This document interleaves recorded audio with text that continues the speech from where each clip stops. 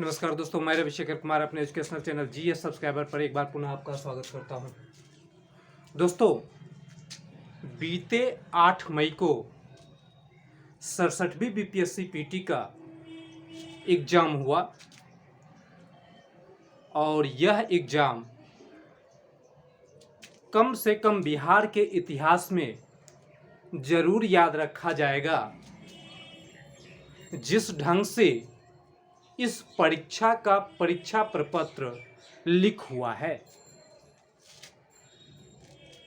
आप देखेंगे कि इससे पूर्व इस प्रकार की घटना देखने के लिए नहीं मिला है और वैसी स्थिति में विद्यार्थियों के सामने एक समस्या आ गया है, वह इसे अभिशाप माने या वरदान माने।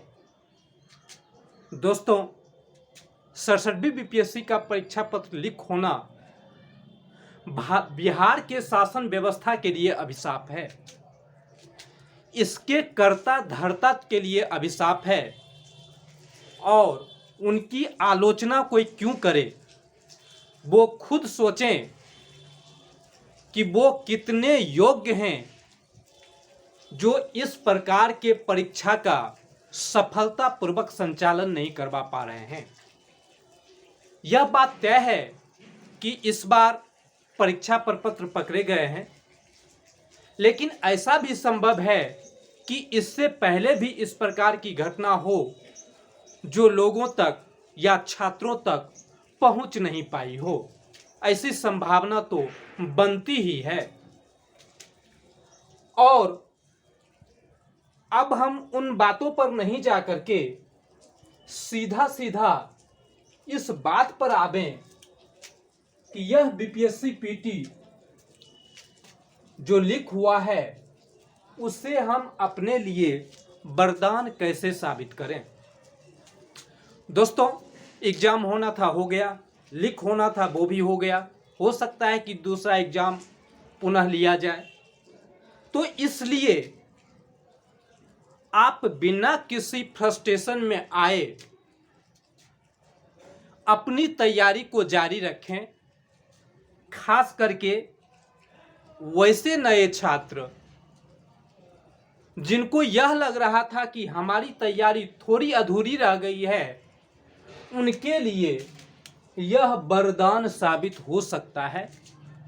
वह अपनी कमजोरी को इस बीच में जो समय उन्हें मिला है उसमें वो अपने आप को मजबूत कर लें।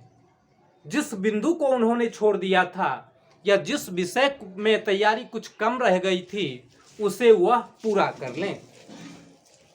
दोस्तों, बीपीएससी पीटी का जब आप एग्जाम दे रहे थे उसमें आपने सवालों को देखा, बिहार से कितने सवाल थे, इसलिए उसे आप रिवीजन कर लें।